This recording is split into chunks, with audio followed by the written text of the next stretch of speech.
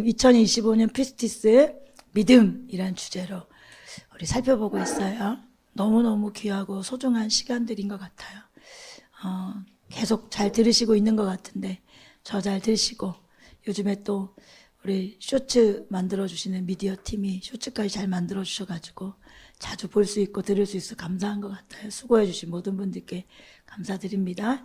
자, 오늘 7-1 서기관과 바리새인보다 나은 의, 마태복음 5장 7절부터 17절부터 20절까지 말씀입니다. 우리 함께 봉독해볼까요? 내가 율법이나 예언자들의 말을 폐하러 온 줄로 폐하러 온 것이 아니라 완성하러 왔다.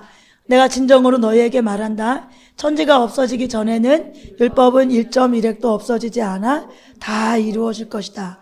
그러므로 누구든지 이 계명 가운데 아주 작은 것 하나라도 어기고 사람들을 그렇게 가르치는 사람은 하늘나라에서 아주 작은 사람으로 일컬어질 것이요, 또 누구든지 계명을 행하며 지키는 사람은 하늘나라에서 큰 사람이라고 일컬어질 것이다.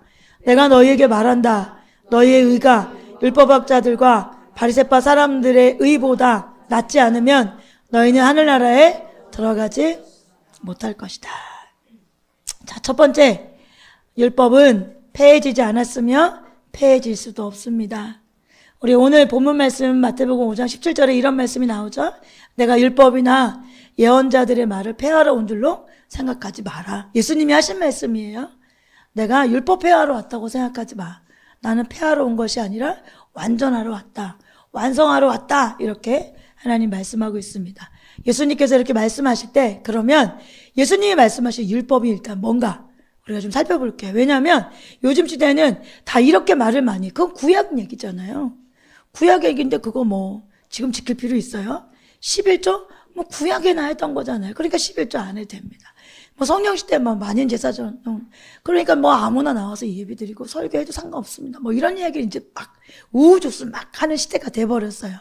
그런데 예수님께서 마태복음 5장 17절에 분명히 나는 율법을 폐하러 오지 않았다. 완성하러 왔다. 이렇게 말씀하시잖아요. 그러면 지금 제가 여러분에게 말씀드린 이 말씀이 옳은 말씀은 아니잖아요. 지금 제가 여러분에게 말한 이 말들은 폐하러 왔을 때 하는 이야기잖아요. 그건 구약의 얘기지. 그건 옛날 얘기지. 지금은 그렇지 않아. 근데 예수님은 나 폐하러 온 거 아니야. 나 완성하러 왔어. 이렇게 말씀하신단 말이죠. 그러면 예수님께서 이렇게 말씀하신 완성하러 오신 율법이 뭔가? 이게 좀 중요하잖아요. 뭘 말하는 건가? 여러분, 율법에는 도덕법, 의식법, 민법 이렇게 세 가지가 들어있어요. 이런 법 나온다고 좀 벌써 마음은 닫지 마시고, 예, 여러분 여세요? 네, 금방 지나갑니다. 쏜살같이 지나갈 수 있어요. 율법에는 도덕법, 의식법, 민법 이렇게 세 가지가 들어있습니다. 근데 요새 모세의 율법 중에 이 의식법, 그러니까 제사를 어떻게 드려, 절기는 어떻게 지켜야 되라고 하는 이 법은 예수님의 십자가를 통해서 성취되었기 때문에 폐해졌어요. 그러니까 이 의식법, 구약에서 시켰던 이 의식법은 폐해졌어. 예수님께서 십자가에서 성취하셨기 때문에 폐해졌어요. 그 다음에 민법. 이 민법은 폐해졌는데 이 민법은 결국 뭐냐면 각 나라의 법이 그 계승에서 바통을 받아서 계속 계승되어지고 있어요. 그렇지만 모세가 말한 율법에 속한 민법, 이스라엘 백성들에게, 하나님 나라에게 백성들에게 과거에 모세가 줬던 이 민법은 폐해졌어요. 그러면 예수님께서 말씀하신 완성하러 온 이 율법은 뭐냐? 이건 십자가, 십계명으로 표현된 도덕법이에요.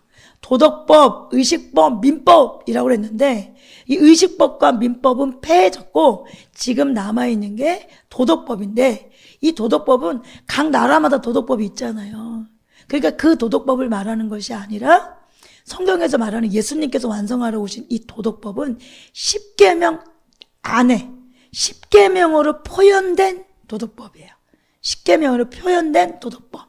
여러분 이제 여기서 조금 어렵다고 생각될 텐데 차근차근 여러분 이해를 도와가며 설명을 드릴 테니 두려워하지 마시고 어렵다 이렇게 생각하지 마시고 충분히 이해할 수 있어요. 자, 예수님께서 율법을 폐하러 오지 않으셨다. 율법을 완성케 하려고 오셨다. 그렇다면 우리 이렇게 질문할 수 있어. 그러면 율법이 불완전한 건가? 불완전하니까 완성시키러 오신 건가? 여러분 아니에요. 율법은 원래 본래부터 완전했어. 이것부터 확인해 봅시다. 여러분 사무엘하 22장 31절 같이 읽어봅시다. 하나님께서 하시는 일은 완전하며 주님께서 하시는 말씀은 신실하다. 시편 18편 30절 하나님께서 하시는 일은 흠이 없다. 주님께서 하시는 말씀은 티도 없다. 주님께로 피하여 오는 사람에게 방패가 되어 주신다. 시편 19편 7절 주님의 교훈은 완전하여서 사람에게 생기를 북돋아주고 주님의 증거는 참되어서 어리석은 자를 깨우쳐준다. 주님의 교훈은 정직하여서 마음의 기쁨을 안겨주고 주님의 계명은 순수하여서 사람의 눈을 분명히 성경은 원래 율법은 완전하다. 하나님 말씀은 완전하다. 하나님 하시는 일이 완전하다. 하나님 하시는 일이 흠이 없다. 하나님 말씀 티가 없다. 하나님의 교훈은 완전하다. 이렇게 성경은 분명히 말하고 있죠. 하나님의 말씀은 완전해요. 원래 완전했어요. 그러면 예수님께서 완전한 율법을 왜 완전케 하러 오셨다고 말하는 건가? 예수님께서 왜 이렇게 말씀하셨는가의 의미가 중요하잖아요. 그렇죠? 의미. 왜 이렇게 말씀하셨나? 예수님 때 예수님께서 이 땅에 오셔서 사역을 시작하시다 보니 율법은 완전한데 율법을 가르치는 사람들이 이 율법을 온전히 이해하지를 못했어. 율법은 완전해. 그런데 이걸 이해하고 가르치는 바리새인과 서기관들이 이 율법을 불완전하게 이해하고 불완전하게 잘못 가르쳤어요. 그래서 예수님이 원래 이 율법을 주신 목적, 원래 이 율법을 주신 처음에 아버지의 그 동기, 아버지의 그 정신, 이것을 말씀해 주시는 거예요. 그래서 우리가 산상수훈을 쭉 읽다 보면 뒤쪽에 서기관과 바리새인보다 더 나으니 그렇지 않으면 너희 하늘나라 들어갈 수 없어 라고 말씀하시면서 본문에 어떻게 표현하냐면 처음에는 너희 옛날에 이렇게 말했지? 옛날에 계명에 이런 말씀이 있었지? 서기관 바리새인들 너희는 이 말씀을 이렇게 해석했지? 그런데 이 말씀의 진짜 의미는 이런 의미야 라고 말씀해 주시는 거예요. 간음하지 마. 그럼 너희는 그냥 간음하지 않아야만 된다고 생각했지? 그런데 예수님께서 율법을 완성시키기 위한 간음하지 말라는 뜻은 뭐냐면 지나가다가 여자 음욕을 품고 바라보는 것 그것만으로도 간음이야. 이렇게 원래의 본뜻 율법에 말씀하신 원래의 본뜻 그것까지 알려주시는 것. 그래서 예수님께서는 원래 율법은 완전했는데 가르치는 사람들이 불완전하고 올바르지 이해하지 못하고 올바르지 가르치지 못해서 예수님께서 제대로 가르칠게. 원래 말씀대로 가르쳐줄게. 원래 말씀대로 알려줄게. 이렇게 말씀하신 것이 내가 율법을 완성하러 왔다. 이렇게 말씀하시고 표현하신 것입니다. 그러면 율법을 완성하러 왔다라고 할 때 이 율법이 십계명으로 표현된 도덕법이라 그랬는데 그러면 이 십계명으로 표현된 도덕법은 뭔가? 여러분 예수님은 십계명을 둘로 요약하셨지요. 뭐였죠? 여러분 마태복음 22장 37절부터 40절 읽어볼까요? 예수께서 그에게 말씀하셨다. 내 마음을 다하고 내 목숨을 다하고 내 뜻을 다하여 주 너의 하나님을 사랑하여라 했으니 이것이 가장 중요하고 으뜸가는 계명이다. 둘째 계명도 이것과 같은데 내 이웃을 내 몸과 같이 사랑하여라 한 것이다. 이 두 계명은 온 율법과 예언서의 본뜻이 달려있다. 이 율법과 예언서의 본뜻이 달려있다. 뭐가? 이 두 계명이래요. 대표적인 이 두 계명 뭐였어요? 첫 번째 하나님을 사랑해라. 두 번째 내 이웃을 내 몸과 같이 사랑해라. 여러분 십계명을 한번 떠올려 보세요. 십계명 1계명부터 4계명까지 뭐죠? 여러분 다 외우시죠? 십계명. 네. 자, 우리 전사님 역시 장신대야. 역시 최고의 학교를 나온 장신대. 자, 1계명 3계명 시작. 하란다고 진짜 하네. 잘난 척 하려고 진짜. 네. 제가 그래서 장신대를 못 갔어요. 전도사님 잘 모시고 살아야 돼요. 지방대 나왔거든요.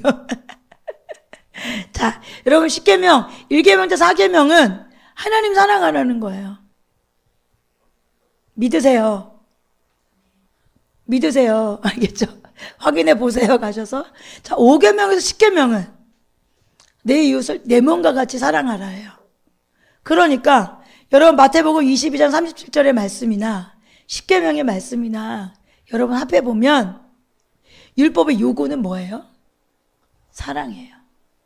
율법의 요구는 사랑이야. 그래서 하나님은 뭐다? 사랑이시다.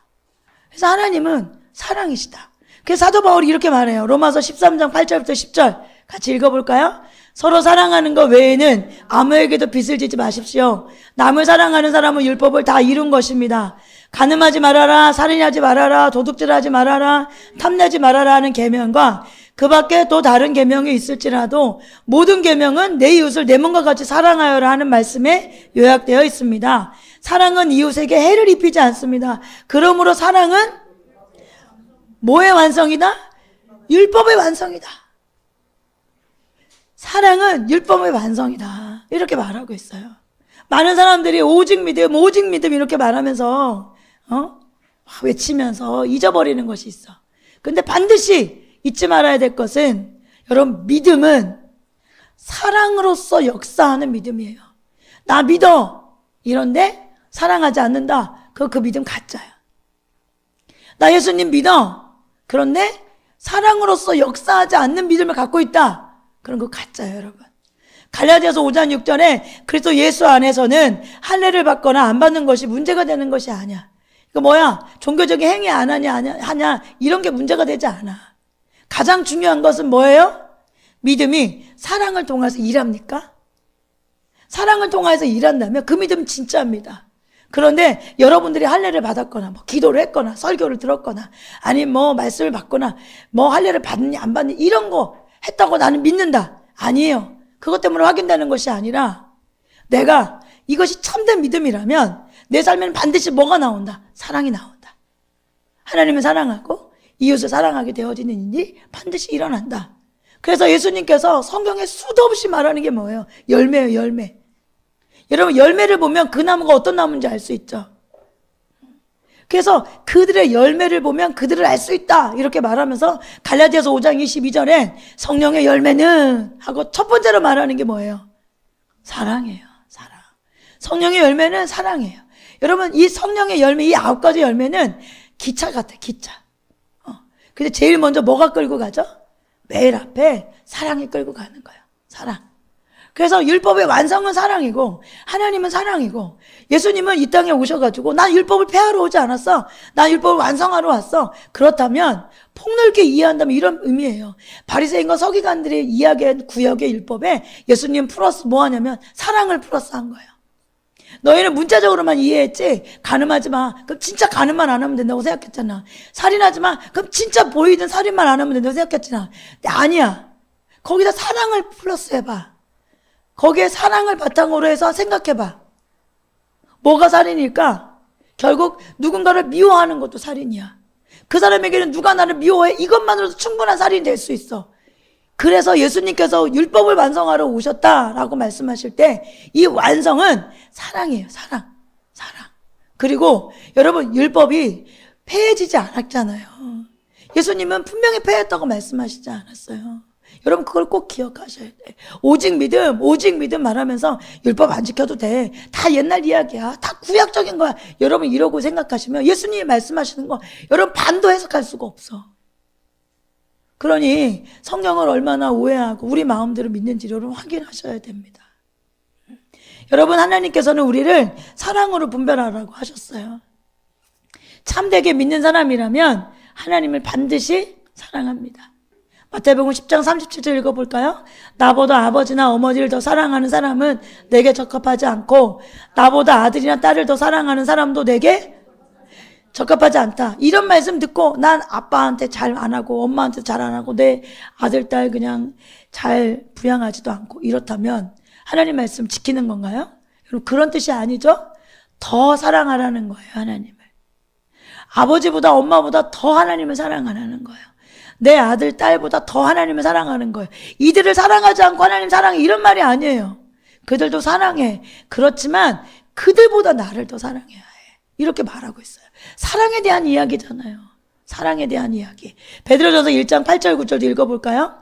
여러분은 그리스도를 본 일이 없으면서도 사랑하며 지금 그를 보지 못하면서도 믿으며 말로 다 표현할 수 없는 즐거움과 영광을 누리면서 기뻐하고 있습니다. 여러분은 믿음의 목표, 곧 여러분의 영혼의 구원을 받고 있는 것이. 여러분 지금 이 말씀, 읽은 말씀도 다시 한번 자세히 보면 그리스도를 본 일이 없는 사람들이 뭐 한대? 사랑한대. 그를 본 적도 없는 분들이 믿는데 그분들 안에는 즐거움과 영광을 누리고 기뻐한대. 여러분 이렇게 살아가고 이런 삶이 여러분 어떤 삶인 거예요? 이런 삶이 믿음의 목표. 믿음의 목표가 뭐죠? 영혼의 구원이잖아요. 분명히 말하고 있어요. 성경도 우리의 믿음의 목표 잘 먹고 잘 사는 게 아니야. 우리의 영혼의 구원이야. 그런데 성경은 이 영혼의 구원을 받았다? 이렇게 표현해요? 아니죠. 받았다? 아니에요. 영혼의 구원을 받고 있는 것이다. 여러분 현재적이고 미래적인 거예요. 과거에 내가 받았어. 그렇지만 지금도 내가 영혼의 구원을 받고 있고 앞으로도 그 영혼의 구원을 받을 거예요. 어떤 사람들이 그리스도를 본 일도 없는데 사랑하는 사람들이, 그리스도를 본 일도 없는데 믿는 사람들이, 그 사람들 안에는 표현할 수 없는 즐거움과 영광을 누리면서 기뻐하고 있다. 이런 사람들이 믿음의 목표를 향해 달려가는 사람들인데 그 믿음의 목표는 영혼 구원이다. 나는 오늘도 그것을 향해 달려가고 있다. 영혼 구원을 이루어가고 있는 사람들은 하나님을 사랑한다, 안 사랑한다? 사랑한다. 사랑한다. 그러니 참된 믿음은 하나님을 사랑하죠. 율법의 완성은 사랑인데 한 측면은 하나님을 사랑하는 거예요. 또한 참으로 믿는 사람들은 사람도 사랑해. 여러분 한쪽 면만 있는 사람도 있어. 난 하나님 사랑해. 난 하나님 사랑할 거야. 난 하나님만 사랑해. 여러분 이건 올바로 보지 못한 거예요. 여러분 하나님 앞에 참되게 하나님을 사랑해. 그렇다면 사람도 사랑해. 요한일서 3장 7절부터 10절 자녀되니 여러분 같이 읽어요. 아무에게도 미혹을 당하지 마십시오. 의를 행하는 사람은 하나님의 의로우신 것과 같이 의롭습니다. 죄를 짓는 사람은 악마에게 속해 있습니다. 악마는 처음부터 죄를 짓는 자이기 때문입니다. 하나님의 아들이 나타나신 목적은 악마의 일을 멸하시는 것입니다. 하나님에게서 난 사람은 누구나 죄를 짓지 않습니다. 하나님의 씨가 그 사람 속에 있기 때문입니다. 그는 죄를 지을 수 없습니다. 그가 하나님에게서 났기 때문입니다. 하나님의 자녀와 악마의 자녀가 여기서 환히 드러납니다.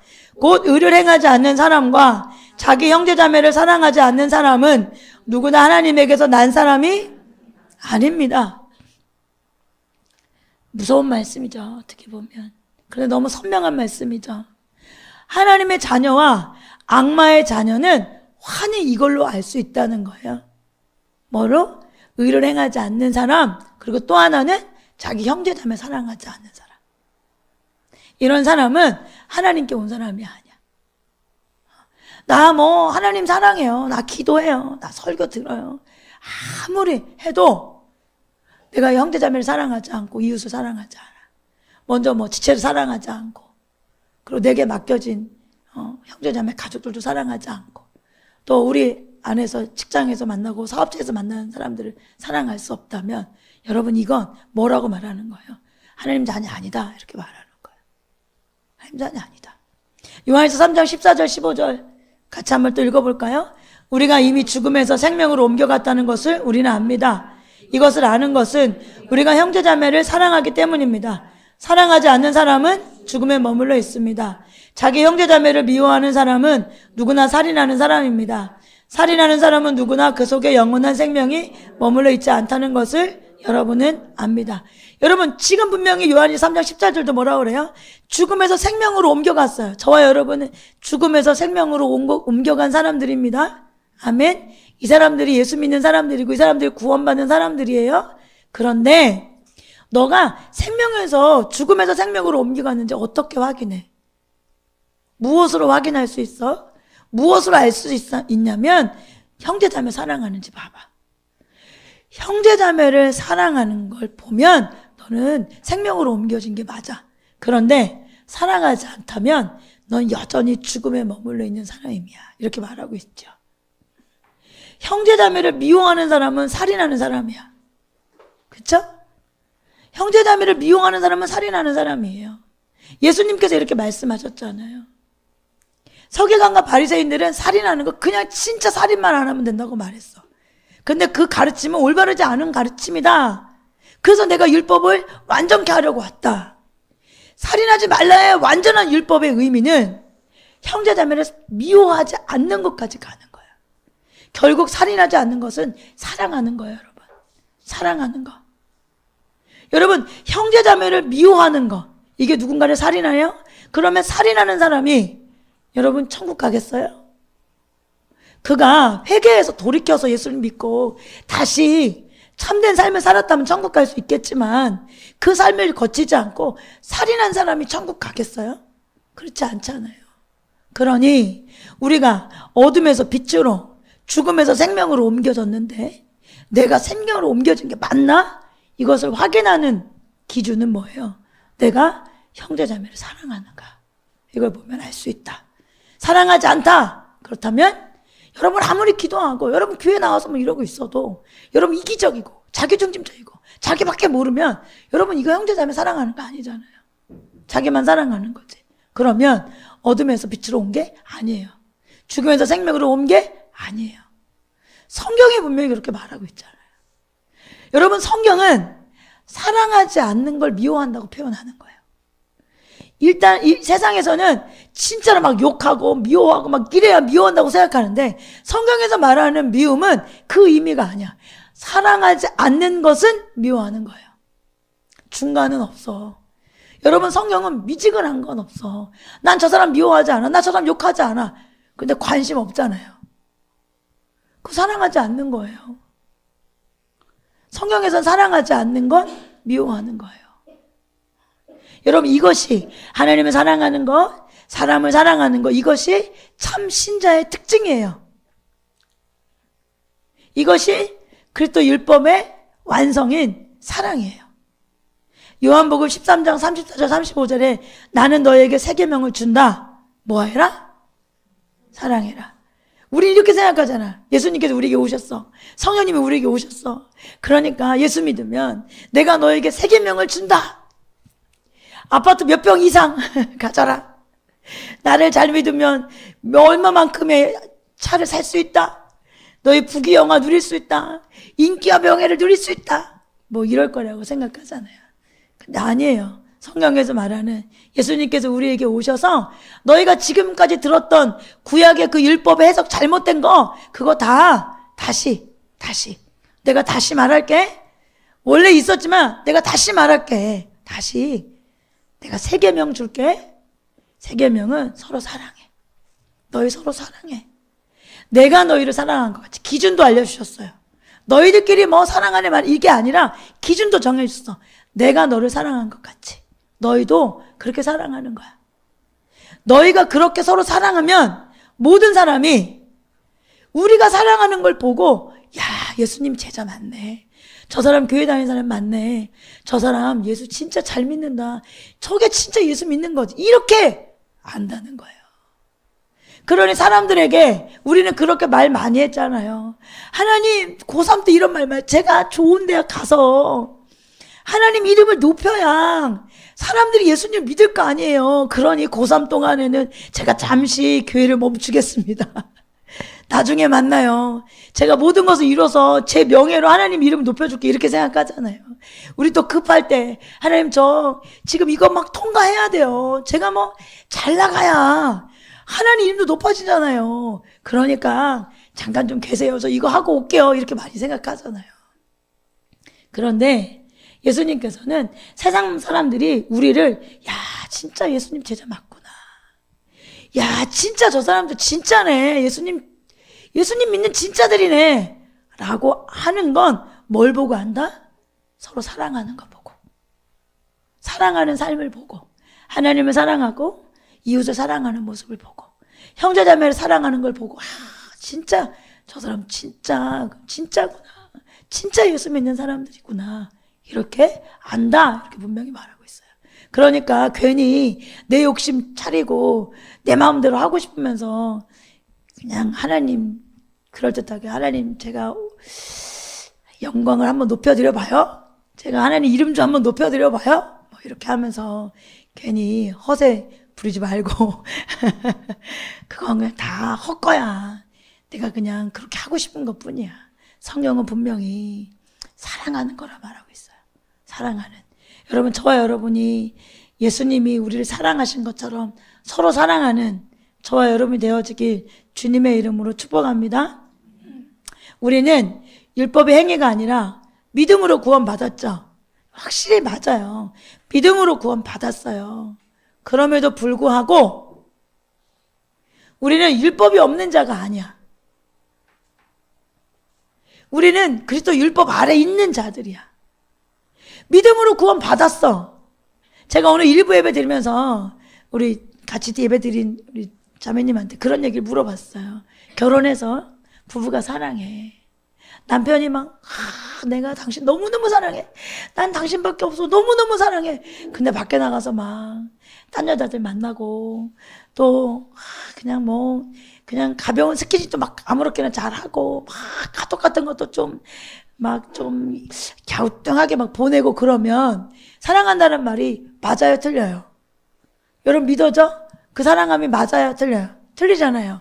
사랑해, 정말 사랑해. 그러면 반대적으로 함께 하는 게 뭐죠? 지키죠. 뭘 지켜요? 둘의 어떤 약속을 지키죠. 이 마음을 지켜낼 것들을 서로 지키죠. 너 1조항, 2조항, 3조항, 10조항, 200조항, 300조항 맺었으니까 이거 지켜라. 너 오늘 하루 지켰냐? 이러기 전에 먼저 내 마음에 사랑하면 뭐가 들어요? 지키고 싶잖아요. 마음도 지키고 싶고 생각도 지키고 싶고 눈도 지키고 싶고 선택도 지키고 싶고 지키고 싶잖아요. 그러니까 여러분 구원은 믿음으로 받아. 반드시 구원은 믿음으로 받아. 근데 이 믿음이 진짜면 뭐가 생기냐면 사랑하는 마음이 생겨. 사랑하는 마음이 생기면 이 사랑이 진짜면 이 율법을 지키고 싶어. 자원해서 지키고 싶어. 그 율법이 그렇게 무겁지 않아. 아내를 사랑하는 남자가 밖에 나와가지고 다른 여자 안 바라보는 게 무거운가? 모르죠 뭐. 뭐 안 해봤으니 알 리가 있나. 그렇지만 이론은 알 수 있잖아. 물어봐야 되나 우리 이분남에게? 우리 하나님 앞에 대답해봐요. 우리 앞에 대답하지 말고. 내 남편을 너무 사랑해. 내 남편을 너무 사랑하면 밖에서 막 남자들이 막 눈에 보이고 막 지나가면 막 마음이 설레고 막 이런 얘기 만져보고 싶고 막 이래? 정신 이렇게 해야 그런 마음이 없어지나? 이분녀들이여 대답을 하시오. 그렇지 않잖아요. 사랑하면 이론인가? 사랑을 책으로만 배워가지고 사랑은 책에는 그렇게 나와요. 사랑하면 안 보인다고 어렵지 않다고 책에 나오거든요. 성경에도 분명히 예수님께서 말씀하시잖아요. 하나님의 계명이 무거워요? 안 무거워. 어떤 사람이 무겁겠어? 사랑하지 않으면 무거워. 사랑하지 않으면. 사랑하면 안 무거워. 사랑하면 더 잘 지키고 싶어. 사랑하면 지켜내고 싶어. 사랑하면 못 지켜서 속상해. 그러니까 하나님의 율법은 폐해진 게 아니라 예수님께서 이 땅에 오셔서 그 율법의 사랑까지 포함해서 완성시키러 온 거죠. 그러니 이 율법의 완성이 뭐야? 사랑이란 말이에요. 그러니 하나님을 사랑하고 이웃 사랑하는 건 반드시 예수 믿는 사람, 참된 믿음을 가지고 있는 사람의 삶의 열매여야 되고 나타나야 될 증거예요. 여러분 고린도서 9장 20절, 21절 같이 한번 읽어볼까요? 유대 사람들에게는 유대 사람을 얻으려고 유대 사람 같이 되었습니다. 율법 아래 있는 사람들에게는 내가 율법 아래 있지 않으면서도 율법 아래 있는 사람을 얻으려고 율법 아래 있는 사람 같이 되었습니다. 율법이 없는 사람들에게는 내가 하나님의 율법이 없이 사는 사람이 아니라 그래도 율법 안에서 사는 사람이지만 율법 없이 사는 사람들을 얻으려고 율법 없이 사는 사람 같이 여러분 무슨 말인지 잘 모르겠죠? 그 말이 그 말 같고 그 말이 그 말 같은데 무슨 얘기인지 잘 모르겠죠? 자, 정신을 차리시고 다시 설명을 해드릴게요. 사도 바울이 고백한 거예요. 사도 바울이 나는 이렇게 살았습니다 라고 표현한 거예요. 이렇게 말한 거예요. 나는 유대 사람을 얻으려고 유대 사람 같이 되었습니다. 나는 율법 아래에 있는 사람들에게, 나는 원래 율법 아래에 있질 않은데 율법 아래에 있는 사람들을 얻으려고 내가 율법 아래에 있는 사람처럼 살았습니다. 나는 율법이 없는 사람들에게는, 내가 하나님의 율법이 없이 사는 사람이 아닌데, 난 하나님 율법이 없이 사는 사람이 아닌데 하나님의 율법이 없는 사람들을 얻으려고 하나님의 율법이 없는 사람처럼 살았습니다 라고 말한 거예요. 얼굴이 설명해 줬을 때랑 설명하는 거랑 똑같네요. 이해하죠? 나는 원래 그런 사람이 아닌데 그런 사람을 얻으려고 그런 사람이 됐대. 이게 뭐지? 난 원래 그런 사람이 아닌데 그런 사람을 얻으려고 그런 사람이 아닌 게 살았대. 뭔 말인지 모르겠다. 경상도에 갸가 가고 가가 가고 뭐 이런 표현처럼. 여러분 이 말씀을 보면 이런 표현이 나오죠. 율법 아래에 있는 사람, 율법 아래 있지 않은 사람, 이런 표현이 나와요. 이 표현이 무슨 뜻인지 우리가 잘 알아야 돼. 여러분 이런 표현을 잘못 이해해서 우리가 미혹되고 진리에서 벗어날 경우가 생겨요. 이게 무슨 뜻이냐? 율법 아래 있다.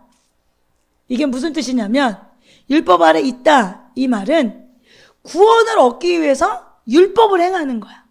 쉽게 말해서 행위로 의롭다함을 받는. 내가 열심히 행위하면 구원 얻을 수 있어 라고 말한. 그런데 이런 것에 대해서 갈라디아서는 뭐라고 말하냐면 율법으로 의롭게 되려고 하는 사람은 그리스도에게서 끊어진 사람이야. 율법으로 의롭게 되려고 하는 사람은 은혜에서 떨어져 나간 사람이야. 그래서 갈라디아서의 표현에 의하면 율법 아래에 있는 사람, 율법을 행해서 구원 얻으려고 하는 사람은 저주 아래에 있는 사람이다 라고 표현하고 있어요. 그러니까 사도 바울은 나는 원래 율법 아래에 있는 사람은 아니야.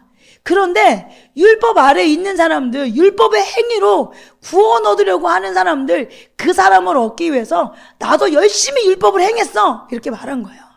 그런데 나는 율법으로 율법 행해서 구원 얻으려고 하는 사람은 아니야. 그런데 그런 사람들을 얻기 위해서 내가 그렇게 살기도 했어 이렇게 표현하는 거예요.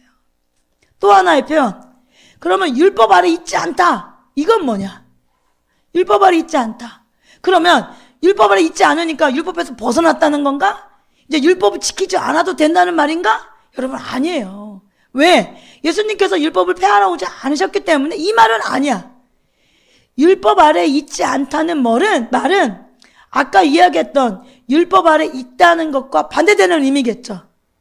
율법으로 내가 구원받을 수 없다는 존재인 걸 알아. 내가 이 율법을 지켜가지고 구원받을 수 없다는 걸 알아. 그래서 믿음으로 의롭게 된다는 걸 믿는 거예요. 내가 믿음으로 거룩함을 이루게 된다는 걸 아는 거예요. 그래서 나는 은혜 아래 있는 자지 율법 아래 있는 자가 아니에요. 여러분 이 차이를 아시겠죠? 율법 아래 있는 자는 율법을 행해서 구원받으려고 그래. 율법 아래 있지 않는 사람은 내가 율법을 행해서 구원받지 못한다는 걸 알고 오직 은혜로 구원받는 거예요. 그래서 믿음으로, 예수 그리스도를 믿음으로, 십자가를 믿음으로, 부활을 믿음으로, 영원한 것을 믿음으로, 천국 백성이 된다는 걸 믿음으로 구원받았다 이렇게 표현하고 있는 거예요. 이에 대해서 존 스토트가 이렇게 말해요. 현대를 사는 그리스도인이라는 책에서 심지어 일부 복음주의자들조차 율법이라는 주제 안에 성경 구절들을 잘못 해석하고 있다. 그들은 그리스도는 율법의 마침이 되시니라, 이 말씀과 너희가 법 아래 있지 않다 이라는 말씀, 이 사도 바울의 이 잘 알려진 진실을 인용하면서 문맥을 보고도 보지 못한 채 이렇게 잘못 해석한다. 어떻게? 율법의 범주는 지금 폐지되었고 우리는 더 이상 그것을 복종해야 하는 의무 아래 있지 않다. 그러니까 불순종해도 괜찮다. 불순종해도 되는 자유를 우리가 가지고 있다. 이렇게 말한다는 거예요. 그러나 존 스토트는 뭐라고 말해요? 바울은 그와는 매우 다른 의미로 말한 것이다. 율법의 마침이 됐어. 너희가 법 아래 있지 않아. 이렇게 이야기하고 문맥상으로 이걸 이해해야 되는데 문맥으로는 보지도 않고 그냥 이것만 뚝 떼다가 봐봐. 율법이 맞춰졌잖아. 봐봐. 우리가 법 아래 있지 않잖아. 그러니까 더 이상 율법 안 지켜도 돼.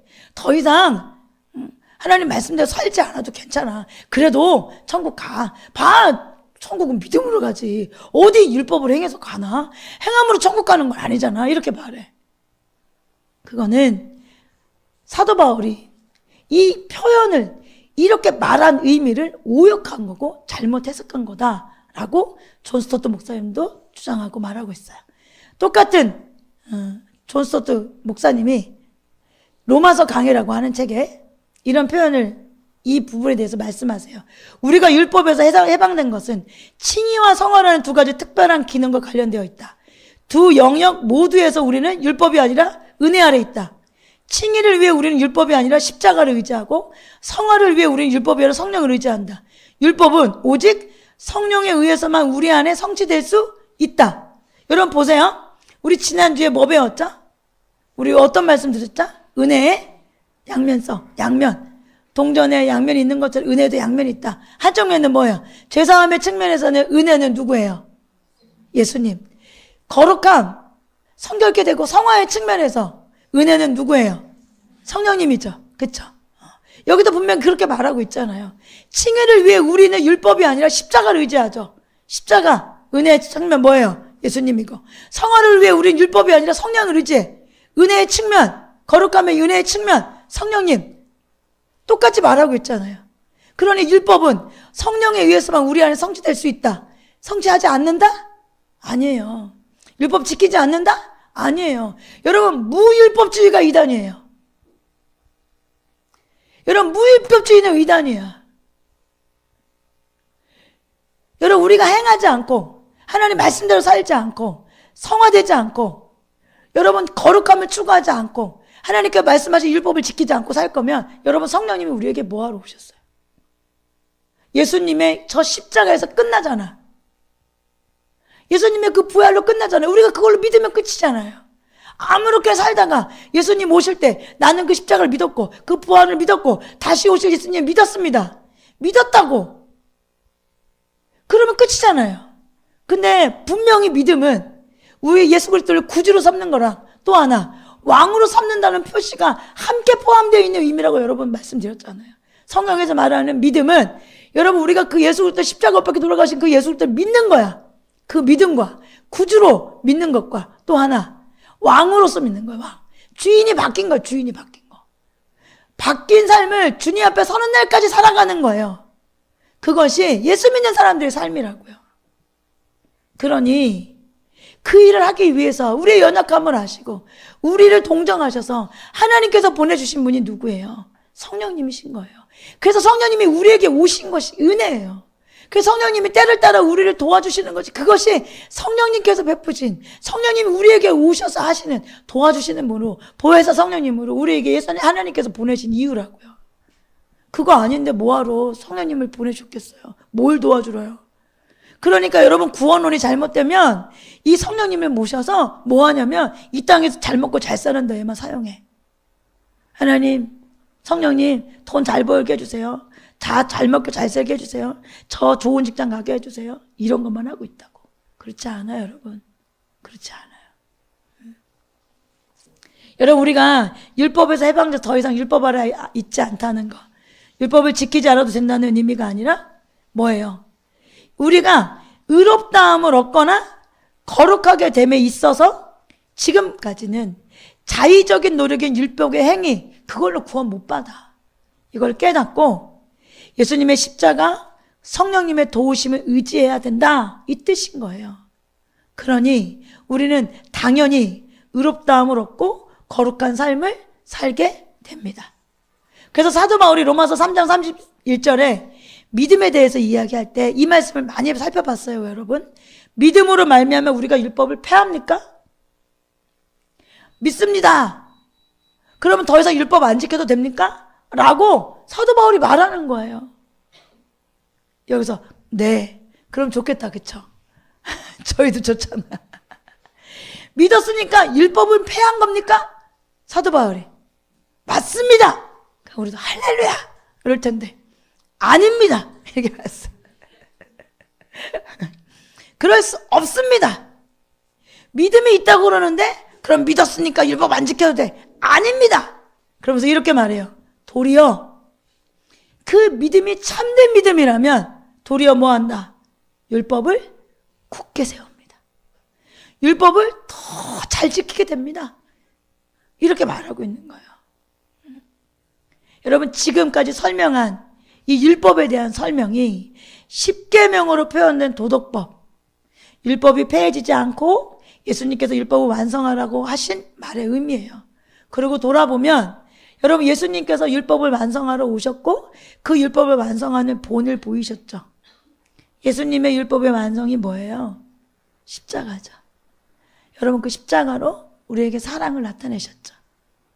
여러분, 우리가 어떨 때, 죄인 되었을 때, 우리 그냥 내버려 두면 그냥 진짜 지옥 부릴 때, 우리에게 소망이 하나도 없을 때, 우리가 하나님을 사랑하지도 않을 때, 알지도 못할 때 하나님께서 먼저 사랑하셨어요.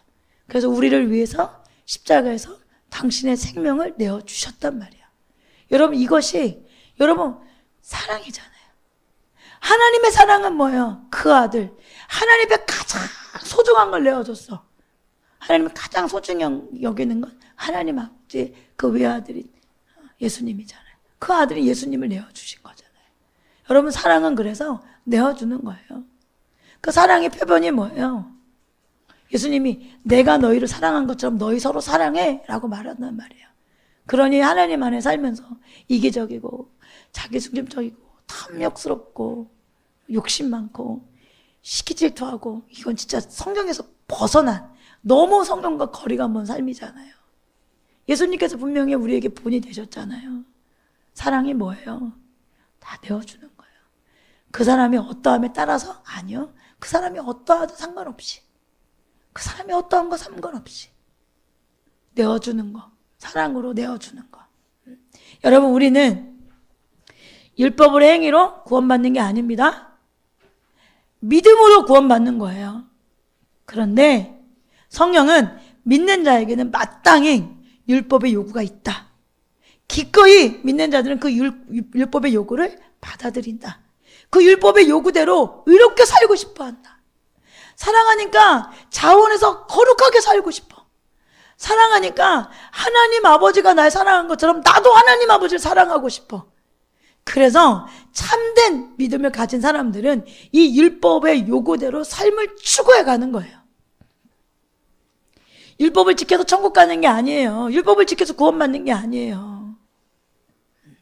여러분, 그러니 사도 바울이 말한 것처럼 우리의 믿음이 율법을 폐하지 않고 도리어 굳세게 되죠. 더 지키게 돼요. 믿음이 진짜라면 율법을 더 지키게 해.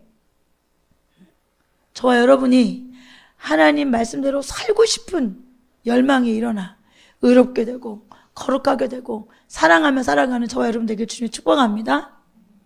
그러면 성경은 마태복음 5장 17절에 예수님께서 나는 율법을 폐하러 오지 않았다, 완성시키러 왔다. 그러고 난 다음에 이어지는 18절에 뭐라고 말하냐면 천지가 없어지기 전에는 율법이 1.1에도 없어지지 않고 다 이루어진다, 이렇게 말씀하고 있어요. 그러면 여러분, 하늘이 없어졌어요 지금? 아니죠. 땅이 없어졌어요? 아니죠. 하늘이 땅이 없어질 건가 안 없어질 건가? 안 없어질 거란 말이에요. 새하늘과 새 땅에 예수님께서 이 땅에 오시며 재림하실 때 그 막 말이 많았지만 지금은 신학 발달해서 요한계시록 풀 때 하나님 예수님이 오실 때 다 휴거되잖아요. 하늘로 다 올라가서 예수님이랑 손잡고 다른 데로 가는 게 아니라 예수님 마중 가는 거예요. 요한계시록 저희가 배우기도 했는데 여러분 기억나시면 좋겠는데 안 나시는 얼굴들이네요. 네, 처음 듣는 분들 계실 테고, 자세히 알려주면 이제 근거가 있으니까 지금은 그걸 설명할 수는 없고 예수님을 다 맞이하러 가는 거예요. 맞이하러. 여러분, 귀중한 분이 오시면 어떻게? 마중 가요, 안 가요? 어디까지 가요? 마음은 어디까지 가실래요? 모시고 오시면 좋겠지. 우리가 예수님 그러잖아요. 맷돌 둘이 맥을 갈고 있다가 한 사람 올라가고 한 사람이 이러잖아. 한 놈이 한 사람 올라가고 한 놈은 있고 한 사람 올라가고 한 놈은 있고. 갑자기 애가 없어지면 휴가 된 건가? 옛날에 제가 그런 얘기 많이 했었는데 우리 20대 그게 너무 유행이어가지고 나라에. 갑자기 없어지면 나만 남은 건가? 얘는 휴가 된 건가? 막 이렇게 장난치기도 하고 그랬었는데 장난칠 일도 아니에요. 진짜 큰일 나는 일이야. 진짜 큰일 나는 일이야. 참, 뭘 모르면 장난도 무섭게 쳐. 그 올라가면 뭐하러 올라가는 거냐? 하나님과 예수님과 다른 곳에 가는 게 아니라 그분을 모셔서 이 땅에 내려오셔서 새하늘과 새 땅을 하나님께서 변화시키시고 새롭게 하시는 거예요. 그것이 이제 지금 요한계시로 나타나는 하나님의 말씀이신데, 여기 보면 분명히 천지가 없어지기 전에 율법의 1.1획도 없어지지 않고 다 이루어질 거다 이렇게 말씀하시는 걸 보면 이 율법이 폐해지지 않는 거, 영원히 없어지지 않거든. 그러면 율법이 영원히 폐해질 수 없나? 이 율법이 영원히 폐해질 수 없다는 뜻은 뭔가? 여러분 지금 조금 어렵다고 생각할 수 있는데 조금만 이해하시면 어렵지 않아요? 그러니까 조금만 힘을 좀 내보세요. 자, 첫 번째, 율법은 하나님의 성품의 표현이에요. 그러니까 하나님의 율법을 생각하면서 이걸 금하고 이렇게 허용할까? 이렇게 말해서 만든 게 율법이 아니라 하나님의 성품이 율법이에요, 여러분. 이게 율법은 하나님의 성품의 표현이야. 그러니까 율법을 제대로 깨달으면 너 지켰어 안 지켰어? 나 오늘 지켰어 안 지켰어? 막 이거 해가지고 안 지켰으면 막 큰일 난다고 생각하고 막 무서웠다고 이러지 않아. 율법을 잘 지키면 율법은 하나님의 성품의 표시이기 때문에 어떤 일이 일어나면 주님을 닮은 자가 돼 있어요. 율법은 하나님의 성품이야. 그래서 하나님이 영원하신 것처럼 율법도 영원해. 그래서 마태복음 5장 18절에 그런 말씀이 하신 거예요. 천지가 없어지기 전에는 그 1.1획도 없어지지 않는다. 그러니까 율법이 폐해지지 않았으면 영원히 폐해질 수 없어요. 일단 율법은 하나님의 성품의 표현이기 때문에 하나님이 폐해지지 않잖아요. 그러니까 이 율법은 영원히 폐해지지 않는다.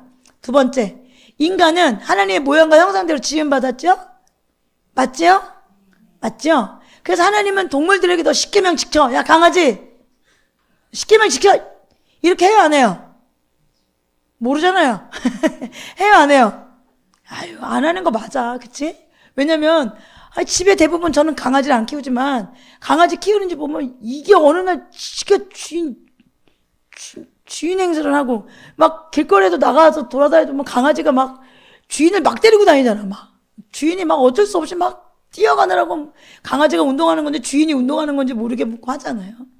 여러분, 하나님은 동물들에게 십계명 지키라고 요구하지 않았어. 근데 이상하게 하나님은 사람에게 십계명 지키라고 요구하셨어. 왜요? 하나님의 형상대로 만드셨거든. 하나님의 모양대로 만드셨거든. 그러니까 인간은 하나님같이 되어져야 돼.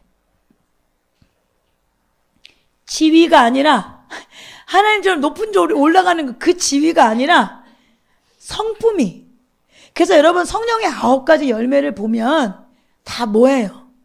성품이잖아요. 내 속사람이라고. 마태복음 5장 48절에 그러므로 하늘에 계신 너희 아버지께서 완전하신 같이 너희도 완전하라 요구하셔. 야, 내가 너희를 내 모습대로 만들었거든. 내 형상대로 만들었거든. 너 이거 지키면 너 내 모습대로 변화되는 거야. 너 나 닮아가는 거야. 율법이 그래서 주신 거예요. 그러니까 예수님께서 우리에게 요구할 수 있어. 야, 내가 완전하면 너도 완전할 수 있어. 내가 거룩하면 너도 거룩할 수 있어. 이렇게 요구하셨고 우리는 그 요구에 아멘 할 수 있어야 돼. 그리고 그렇게 살아야 돼. 우리 모두는. 결국 이 말은 뭐예요? 여러분, 우리가 하나님께서 우리를 어떻게 보면 이 땅에 택하시고 부르신 목적이 뭔가? 예수님 모습 닮는 거예요. 우리가. 여러분, 우리 한 사람 한 사람이 예수님 모습을 닮아서 여러분, 예수 믿지 않는 사람들이 우리를 보고 예수님은 저런 분이구나. 예수님은 저렇게 말씀하시고 저렇게 생각하고 저렇게 선택하시는구나를 우리를 통해서 세상에 나타나고 싶으셔서 우리를 선택하셨고 우리를 부르셨어요. 그러니 믿는 사람들은 율법을 지켜서 예수님의 성품의 표현이 율법을 지켜서 사랑으로 표현되는 믿음을 갖고 있어서 여러분 세상에 뭘 나타내야 돼? 예수님을 나타내는 거예요. 그러니 여러분, 우리가 살아가면서 성경 배워, 뭐 은사 받아, 봉사해, 전도해, 교회 부흥시켜, 뭐 세계를 선교해, 뭐 이런 것들 너무 중요하죠. 너무 중요해. 너무 중요한데 여러분, 이런 것들이 신앙생활의 최고의 관심사가 되면, 이런 것들이 궁극적인 목적이 되면 여러분 탈선해. 타락할 수밖에 없어. 미혹에 빠질 수밖에 없어. 여러분, 신앙생활의 최고의 관심사, 우리의 궁극적인 목적, 예수님 닮는 겁니다. 여러분, 저와 여러분이 예수님을 닮아서 내 친구들이 나를 보고, 아, 예수님은 그런 분이구나. 우리 직장 동료들이 나를 보고, 아, 예수님은 그런 마음을 갖고 계시구나. 아, 예수님은 그렇게 생각하시는구나. 야, 나도 그 예수님 믿고 싶다. 이렇게 말할 수 있는 사람들이 되어야 되는 거예요. 이것이 우리가 걸어가야 될 신앙의 길인 거예요. 이것이 율법이 폐해지지 않고 영원히 폐해질 수 없는 또 하나의 이유인 거지요. 이것이 어떻게 실천되어지는지 한번 여러분에게 설명을 해볼게요. 여러분, 옛 율법의 도덕법은 돌판에 새겨졌잖아요. 그런데 새 언약하에서 율법은 어디에 새겨졌냐면 우리의 마음과 생각에 새겨져. 여러분, 행동이 어디에서 나와요? 마음과 생각에서 나오잖아요. 여러분, 선택이 어디에서 나와요? 마음과 생각에서 나오잖아요. 야, 그 사람은 그런 사람이야 라고 말할 때 여러분, 뭘 보고 판단하죠? 그 사람이 어떻게 행동하느냐, 그 사람이 어떻게 말하느냐, 그 사람이 어떻게 선택하느냐, 이거잖아요. 결국 그 사람의 생각, 그 사람의 마음이 그 사람인 거잖아요. 오늘 말이 왜 이러냐? 그 사람이 그 사람이고 그 사람이 그 사람이네요. 잘 정신을 똑바로 차리고 들어보셔야 되겠네. 자, 고린도후서 3장 3절 봅시다. 여러분은 분명히 그리스도께서 쓰신 편지입니다. 우리는 그것을 작성하는 데 봉사하였습니다. 그것은 먹물로 쓴 것이 아니라 살아계신 하나님의 영으로 쓴 것이요, 돌판에 쓴 것이 아니라 어디에 썼대요? 가슴판에 썼다. 여러분은 분명히 그리스도께서 쓰신 편지래. 우리는 돌판에 쓴 것이 아니라 가슴판에 썼대.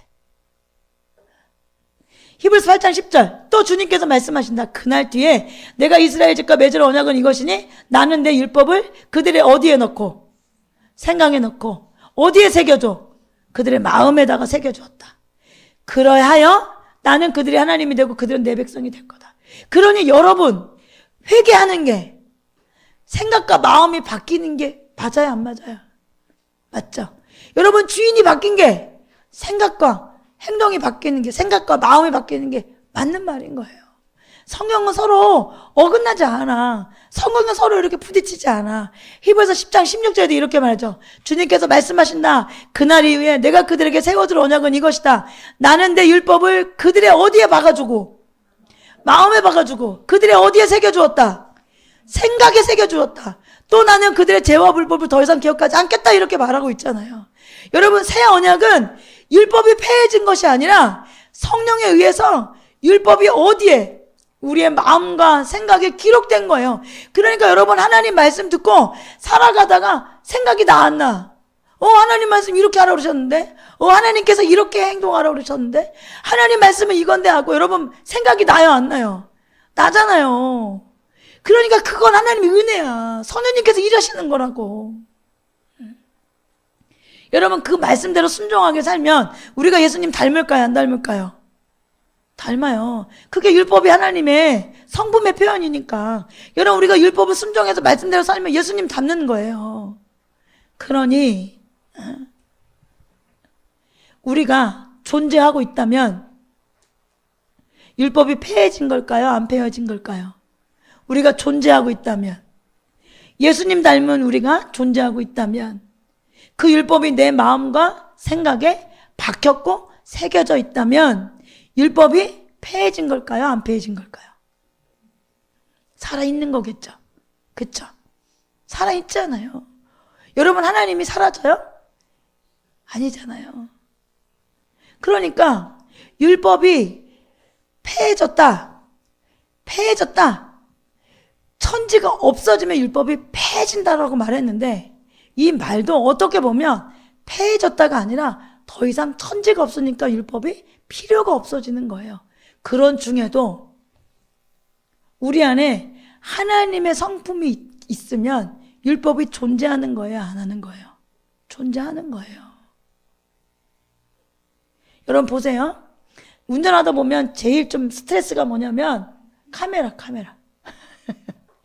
제가 운전을 아주 잘하면, 좀 안전하게 하면 카메라가 신경이 쓰일까요, 안 쓰일까요?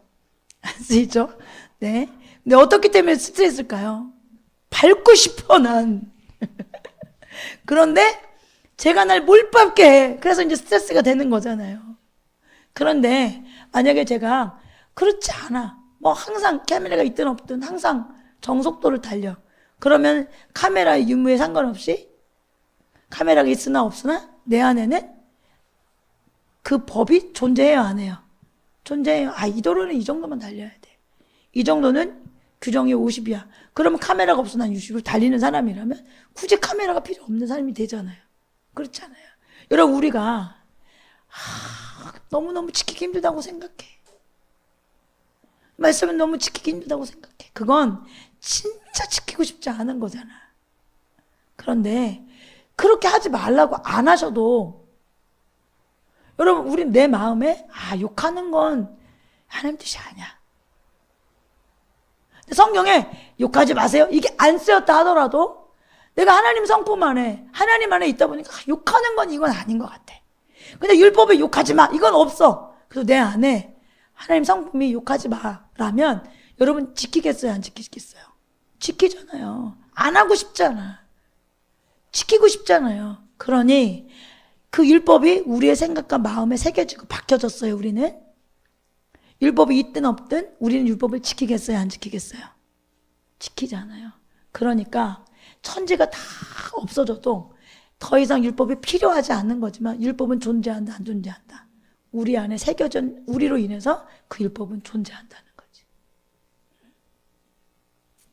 여러분, 그래서 마태복음 5장 18절에 이렇게 말씀하시는 거예요. 내가 진정으로 너희에게 말한다.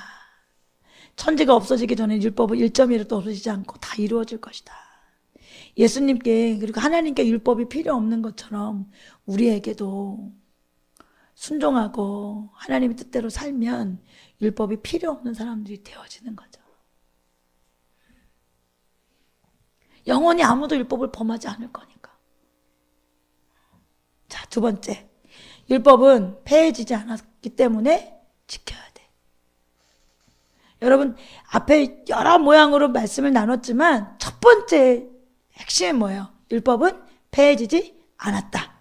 지금 시대에 율법 폐해졌다고 주장하는 사람이 너무 많아. 그래서 뭐 11조 안 하고 싶어 하고, 11조 구약에나 있던 거지. 나는 제사장이니까 뭐 목사 설교 너만 하냐? 나도 한다. 그래서 뭐 모여가지고 자기들끼리 설교 막 돌아가면서 해. 근데 알고 보면 결국엔 목사 교회 유지하면서 헌금 내기 싫어서 그러는 경우가 대부분 많아요. 올바르지 않아. 그러니까 이게 참 정신과 마음이 중심이 중요한 거야. 여러분, 첫 번째, 율법은 예수님께서 나는 폐하러 오지 않았다. 정신 차려. 나는 완성하러 왔어. 이렇게 말씀하셨어요. 두 번째, 율법이 폐해지지 않았다면 지켜야 한다. 그렇지? 아니, 법이 안 없어졌어. 그럼 뭐 해야 돼? 지켜야 하잖아. 지금 우리나라가 법은 있는데 열받으려고 그러네. 안 돼. 이러면 지들 마음대로 법을 해석해가지고 마음대로 하려고 그러니까.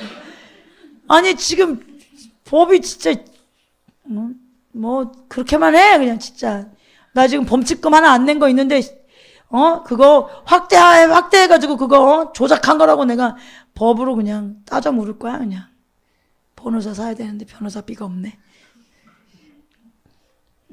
여러분, 법은 폐해지지 않았어요. 예수님께서 분명히 말씀하셨으니까 그럼 지켜야 돼. 율법은 바꿔 말하면 법이잖아요. 법은 폐해지지 않았어. 그럼 지켜야 되잖아요. 법 안 지키면 어떻게 돼? 법 안 지키면 어떻게? 벌 받잖아. 심판받잖아. 그래서 마태복음 7장 22절 23절 이런 말씀이 있는 거예요. 같이 읽어봅시다. 그날에 많은 사람이 나에게 말하기를 주님 주님 우리가 주님의 이름으로 예언을 하고 주님의 이름으로 귀신을 쫓아내고 또 주님의 이름으로 많은 기적을 행하지 않았습니까? 할 것이다.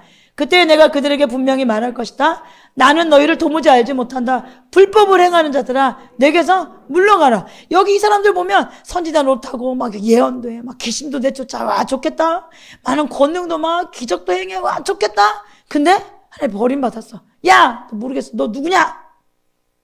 근데 그들을 하나님께서 버린 이유가 뭐래요? 불법을 행했다는 거야. 불법을 행한 건 뭐예요? 법 안 지켰다는 거예요. 법 안 지켰다. 율법은 폐해지지 않았어. 그런데 이 사람들은 율법을 지키지 않았어. 그래서 뭐 한 거예요? 버림받은 거예요. 나한테 내게서 물러가. 너희 불법을 행하는 자들이야. 여러분, 오늘날 많은 사람이 율법 지키지 않아도 천국 갈 수 있다고 생각해. 믿음이 율법을 대신한다고 생각해. 믿었으니까 율법 안 지켜도 돼. 아니에요. 아까 로마서 3장 31절에 말씀하신 것처럼 믿음으로 말미암아 우리가 율법을 폐합니까? 그럴 수 없습니다. 도리어 율법을 굳게 세웁니다. 또 어떤 사람은 믿음이 순종을 대신한다고 생각해. 그래서 순종해야 된다고 생각하고, 믿음은 믿음으로 구원받는다 생각하니까 아무렇게 살아도 생각해. 아닙니다, 여러분. 성경은 순종이 따르지 않는 믿음은 그 사람을 구원할 수 없다, 이렇게 말해요. 야고보서 2장 14절에 나의 형제자매 여러분, 누가 믿음이 있다고 말하면서 행함이 없으면 무슨 소용이 있습니까? 그 믿음이 당신을 구원할 수 있겠습니까? 이렇게 말해. 또 믿음은 성경에서 순종케 한다고 분명히 말하고 있어요. 로마서 1장 5절. 우리는 그를 통하여 은혜를 입어 사도의 직분을 받았습니다.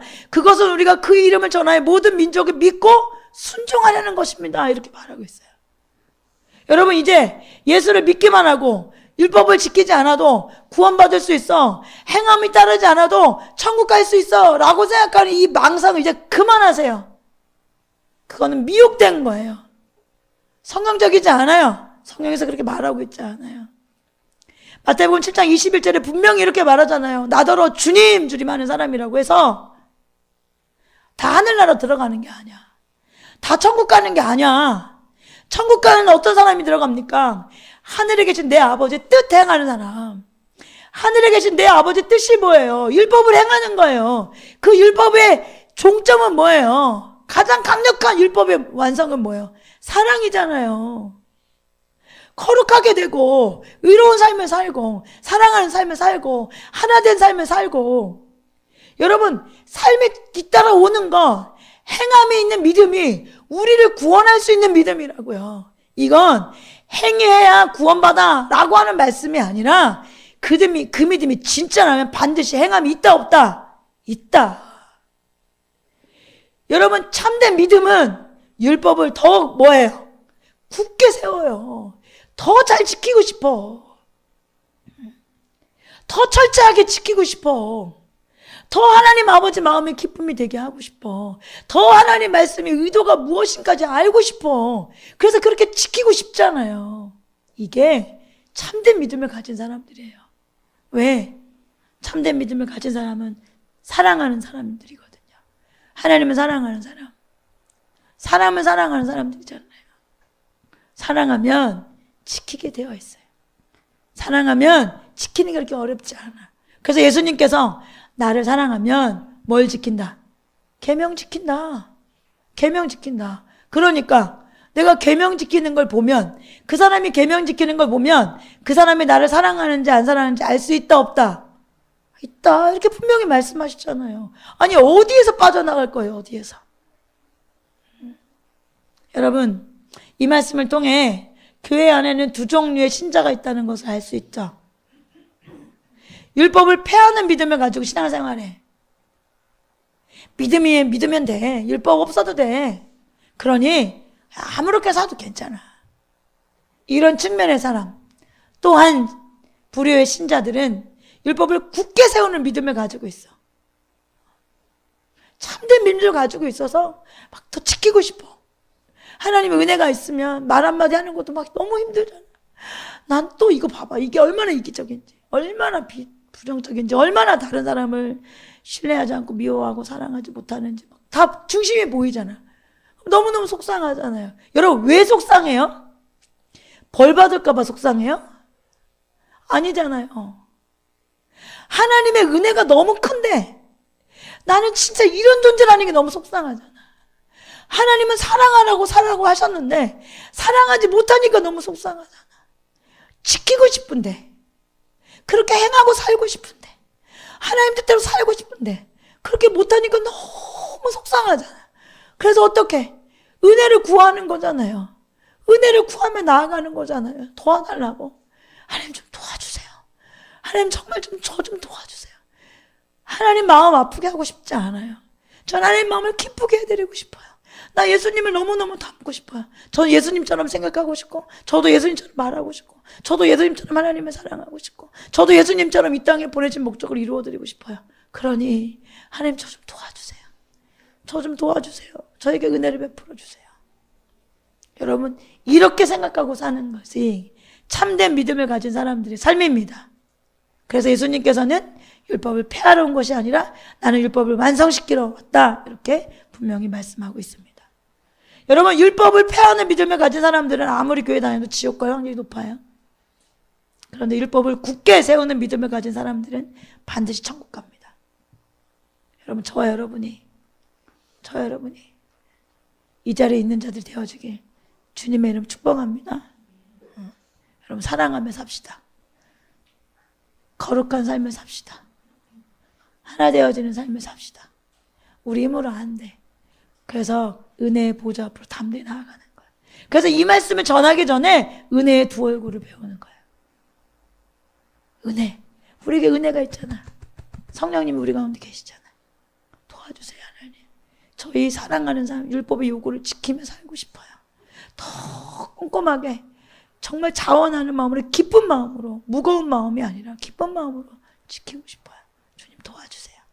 제가 일부 때 기도하는데 그 마음이 너무 제 안에 하나님께 주시는 거예요. 예수님이 어떻게 우리를 사랑하셨는지. 십자가에서 아무것도 남기지 않고 다 내어주셨는데, 그때 우리의 상태는 어떠했나? 뭐 하나 그럴듯한 게 있었나? 뭐 하나 예수님 편에 서서 받아먹고 기대할 게 있었나? 그렇지 않음에도 불구하고 은혜를 베푸신, 그게 사랑이잖아요.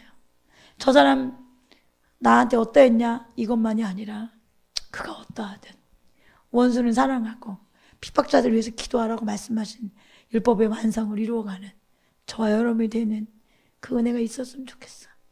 여러분, 그걸 이루어가는 인생 됩시다. 그것이 예수님 닮은 모습이잖아요. 그런데 최근에 저도 막 나라의 일을 보면서 막 밤에 잠이 안 오고 막 화가 막 불쑥불쑥 나는 거예요. 그래서 어제 나라를 위해서 기도하는데 어떤 마음이 드냐면, 하나님 앞에 은혜를 구하면서 기도하면서, 그래서 우리 어른들이 기도해줘서 우리가 평안한 나라에 살았잖아요. 그쵸?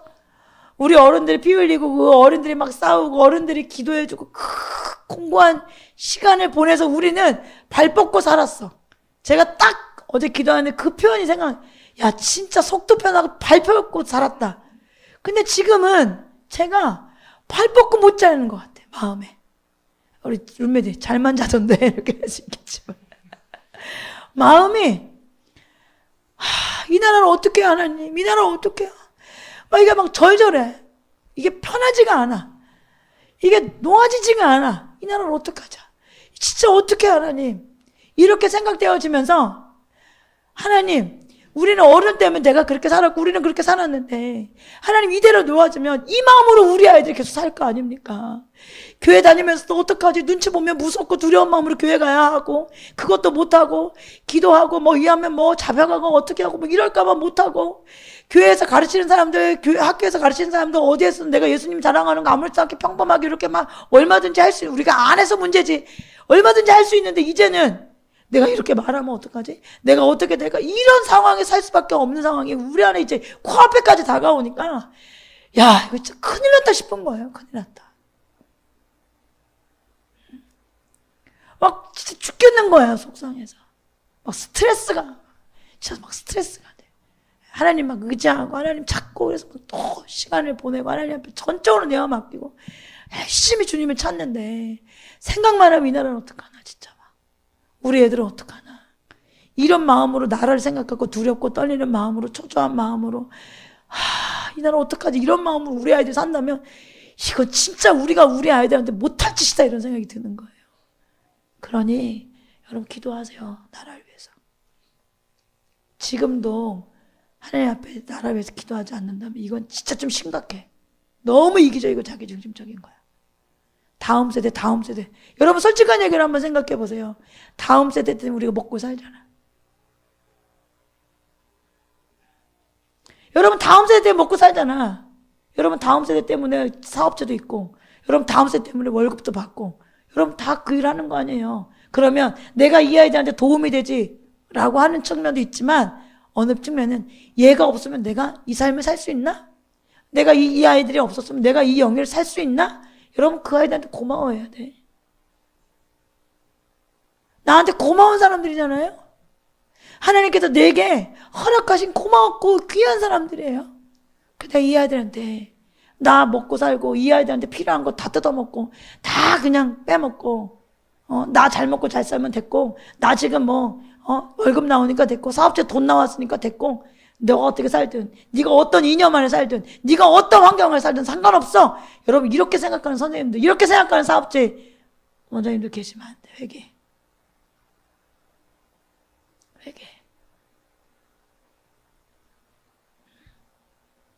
여러분 지금 나라 위해서 기도해야 될 때, 사랑하는 마음으로. 왜 나라를 위해서 기도하게 하셨지?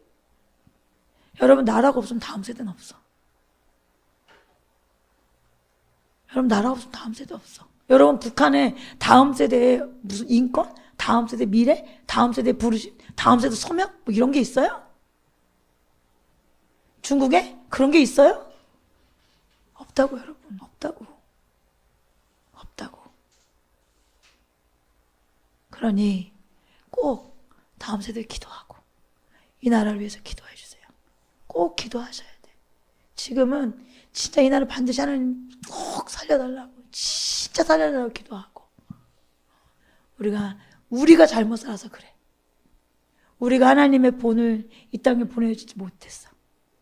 사랑하지 않았어. 이기적이게 세상 사람들처럼 자기만 사랑해. 그러니 어떻게 세상 사람들이 우리를 보고 진짜 예수님을 만날 수 있었겠어요? 이제라도 회개하고 돌이켜서 하나님, 교회가 회복되어져서 정말 참된 복음으로 모든 믿는 자들이 주님 앞에 돌이키고 회개해.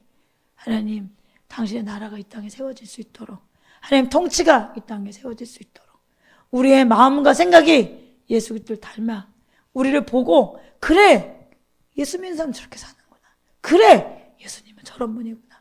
그래서 그들이 돌이켜 구원받는 길이 열릴 수 있도록 여러분, 저와 여러분이 기도하고 또 회개하고 주님을 찾고 살지 못한 것에 대해서 회개합시다.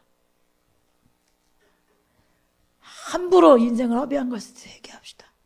하나님 은혜를 구하지 못한 것을 위해서 하나님을 회개합시다. 우리 시간에 음악 틀어주시면 같이 하나님 앞에 회개하고 은혜를 구하고 기도하며 나아가시겠습니다.